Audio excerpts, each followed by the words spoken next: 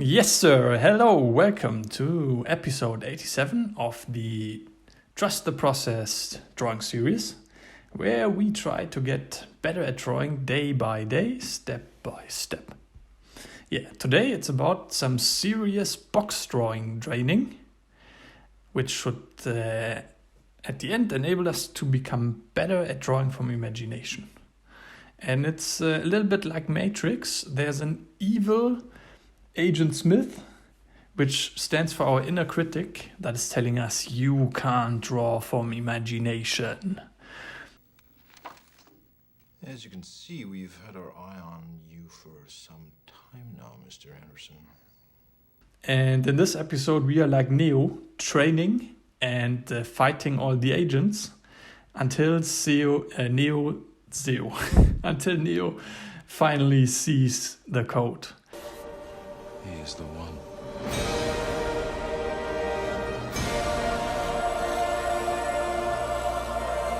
And in our case, the code is seeing the world in boxes. And this is the point where we can profit and enable ourselves to draw from imagination once we get those simple boxes into perspective. As always, thank you so much for joining, and let's get this started. Yeah, starting off, I was looking for some motifs or some pictures we could simplify into boxes. And I heard the saying, hey, draw what you love. And since I love movies, I went about and searched the nostalgia box and searched for some classic movie posters. Of course, Matrix came up and a lot of nice movies as well. And yeah, there was instant nostalgia, and also just a software note on this. In this occasion, I used Hustle, the app Hustle, for Timelapse screen grabs on Mac. Perhaps that's helpful for some of you as well.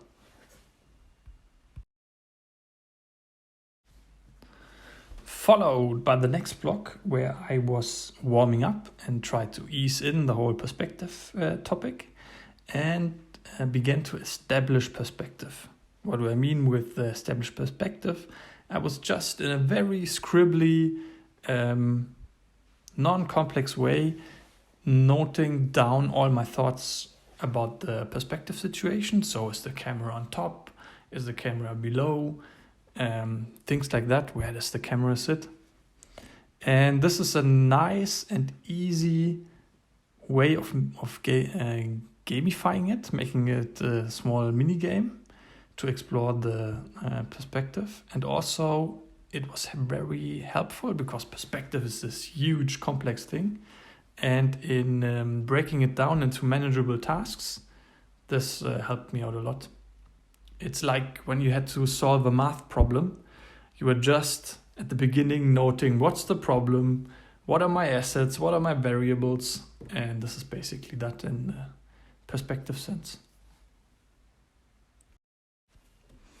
Yeah, going on with the next step, where the challenge was to simplify the motif, in this case the poster, to 10 boxes drawn from imagination. So let me explain. The normal way to go about drawing boxes, or the normal way I go about drawing boxes, is to do them very technically, right? So calculating them and thinking about vanishing points. In this step, I wanted to break it down to a more intuitive approach and draw 10 boxes without thinking too much.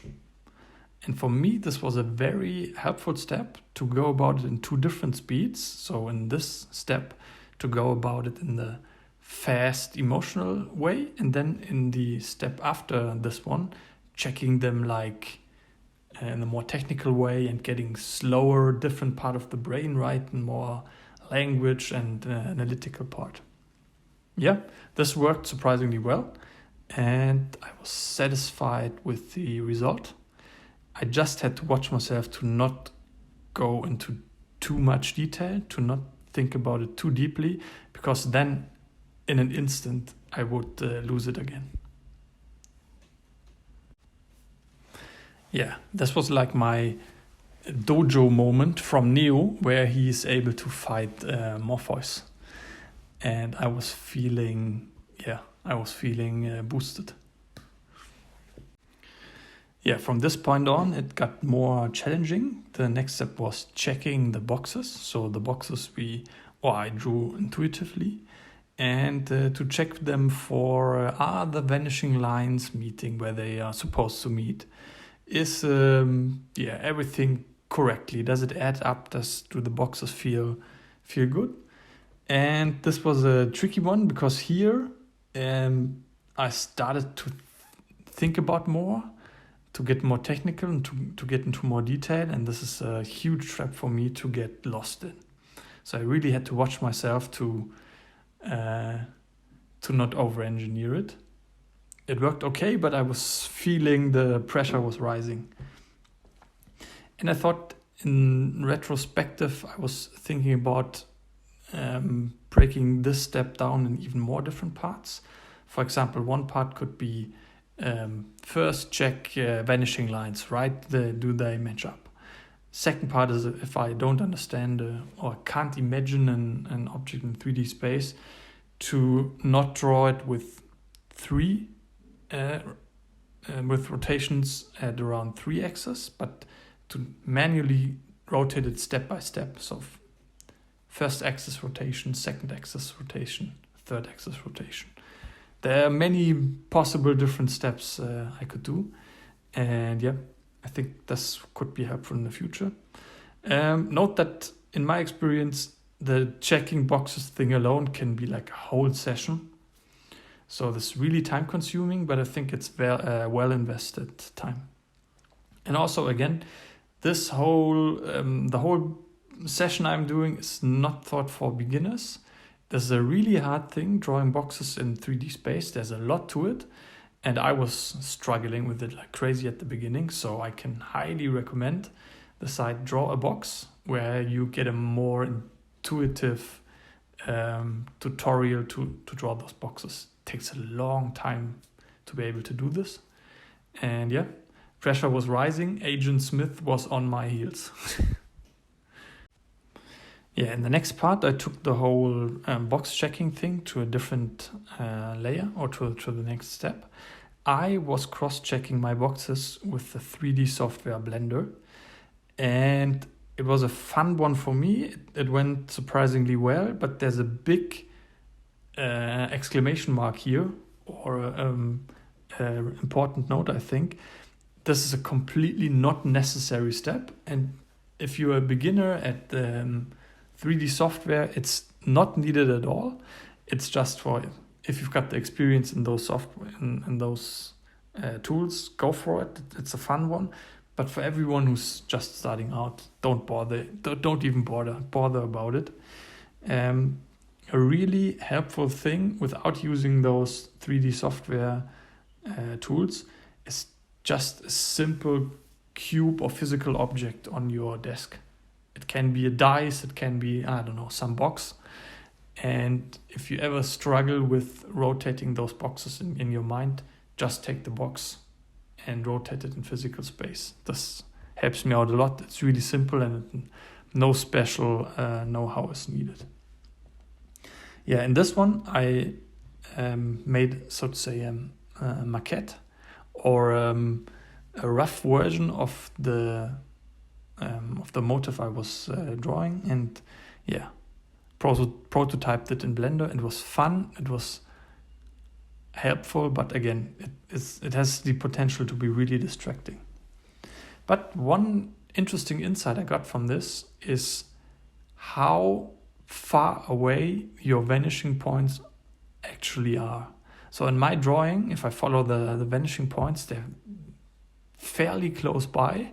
And looking at the 3D software, I noticed, hey, those vanishing points were like, if you're thinking about sheet size, so imagine you're drawing on a standard A4 paper, then your vanishing points are like 3-4 paper sizes, viewport sizes away. This was a helpful insight for me. Yeah, the last step was also really not necessary, but for me it was a lot of fun. In the last step, I went about to redraw the motif or the original picture from the simplified check boxes I drew. And then at the end, matching them and comparing them, where did I end up with it? This is like a fun way of seeing your progress and checking back. But yeah, it's not necessary. It's much more cherry on top.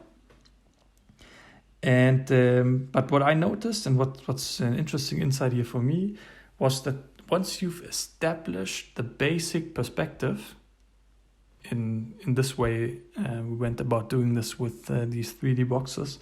It's a really helpful guide. It frees your thinking and your worries about perspective, and you can concentrate on the drawing in a whole different way. You know, in a way, drawing is this big complex progress and those many skills that are needed simultaneously, but this way you're taking the weight off your shoulders in regards to perspective. And this again sparks creativity in a way, because there's more thinking room or more room for creativity when you don't have to think about perspective. And also a helpful thought here was to not trying to correctly reproduce the original picture, but to get creative and to do some variations and some spontaneous ideas. It was a lot of fun. Yeah, at this point I was thinking about, I was feeling, there's a chance to beat Agent Smith. Yeah, and since Neo also wasn't able to defeat Agent Smith in like 2 movies, I think. Isn't there a 4th movie out there already? I needed a second act and repeated the whole thing. This time it was time for the Joker, and I basically went about it in the same way. I just had to skip the scribble part at the end. So it was a good one, and I felt already more prepared in the second round, and I can very well imagine doing some rounds more of this one, since there are plenty movie posters from classic movies I didn't get to draw yet. Yeah, okay. The final fight, wrapping it all up.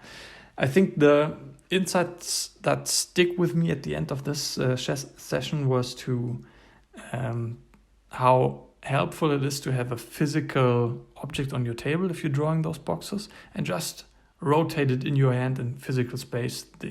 This solves about 70% of my questions about perspective when I'm solving those perspective problems.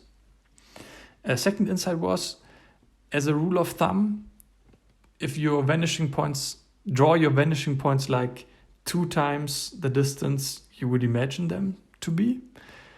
At least that's something I noticed for me. My vanishing points or my lines converge way too close to my motif. Yeah, perhaps that's a technical insight, but it stuck with me. It was the third insight was to go about this topic with drawing boxes in an emotional way. But big disclaimer: don't start this way. I would suggest if you're just starting out, go about it very technically and go do all the great stuff with drawbox.com and think about those boxes slowly. But then once you have some experience with it, it can really be fun to go about drawing those boxes in a more intuitive, emotional way. It's a lot of fun, and I think it's a helpful one for drawing from imagination. And my final insight is, in this case, a lot of the motifs, or the first motif at least I was drawing, came from a drawing, so it was not a picture from life. And I would suggest drawing or simplifying from life, and not from a drawing which is already simplified by some artists. Yeah. At the end, I can say I've got the best of Agent Smith. So in a way, we won. So maybe perhaps we defeated 2 Agent Smith, but there are plenty more agents to come, like in Matrix, and plenty more perspective problems to solve. But yeah, bring them on. I'm happy to fight them. And as always, I'm happy if this was helpful for you, and would be very interesting to get your questions or feedback in the comments. Take care.